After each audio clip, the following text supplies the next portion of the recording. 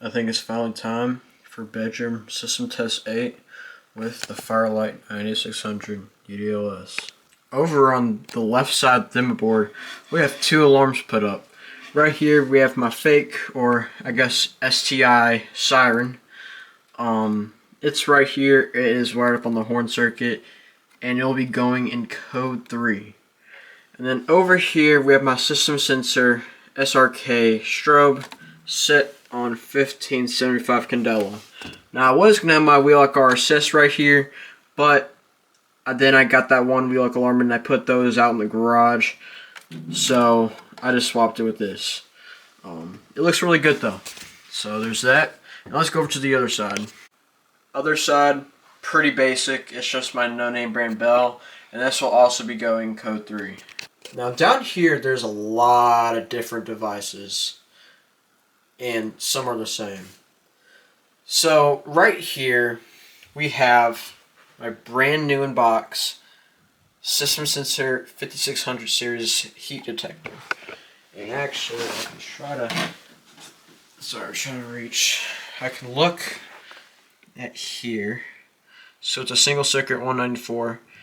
So it's a 5602 heat detector. It's fixed and ready to rise. Fixed temperature is 194 degrees or 90 degrees Celsius. And right there's all the wiring. I might have to put an end of line on this. So I just ran another wire back to this module. And this is monitoring this. This is set as a heat conventional detector. Because I mean that's what it is a heat conventional detector. And we will be testing this, I think, with the lighter. So yeah.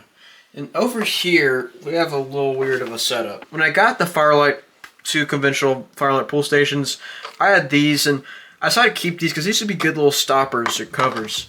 So this will be like a tiny stopper. We're going to have to pull it off to turn it on. And while it's off, you also may look as well, there's a Firelight thing right here. Is this a Firelight, this is a Firelight BG12LX? Well, if we open it up, nope, it's still my notifier BG12LX. Basically, I just took off the cover. Here's the notifier cover that was on this, but I got one of the Firelight covers from the garage and just put it on here just for this video. After I'm done recording this, I'm putting this back on the garage. But yeah, so of course module 1 as usual. And yeah, we can go ahead and close that up, and just like that, it's all ready. So I think to start off the video, we're going to go ahead and pull this Firelight BG12LX, even though it's a notifier. Here we go. There's a pre-time for 5 seconds.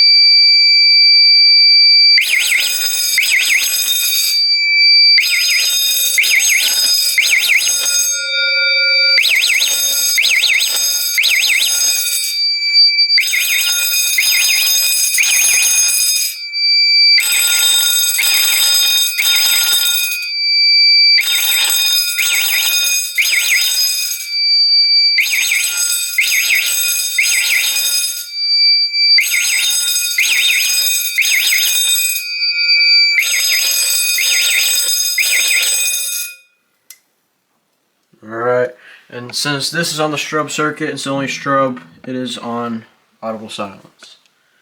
So let's go ahead and reset this. We're not going to use the notifier key, even though the notifier key still does.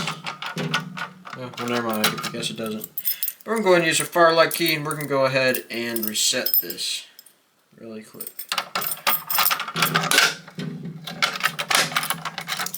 Alright, put our cover back on.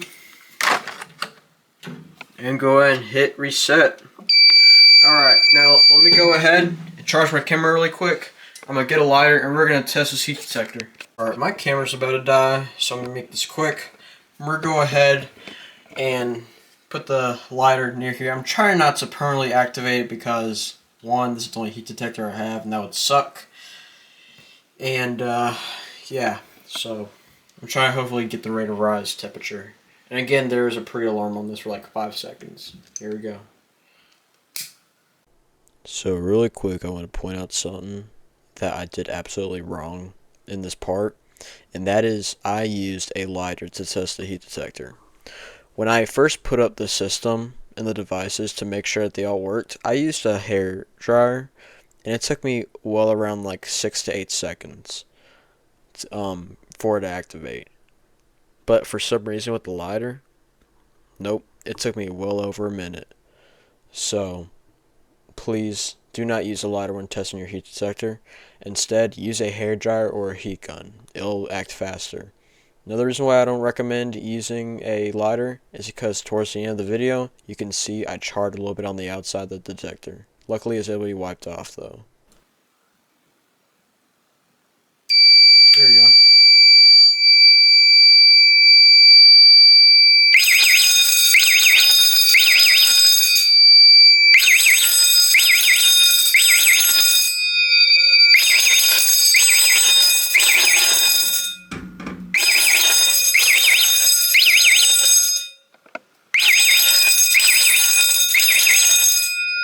Alright, well,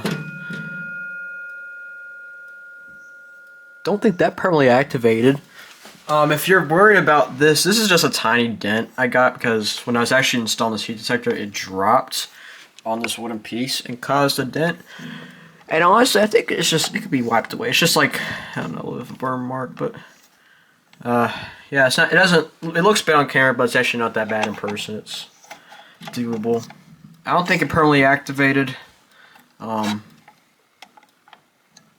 I don't think we get to worry about that.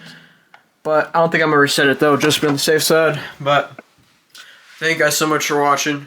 Make sure to rate, like, comment, and subscribe. And have a good day.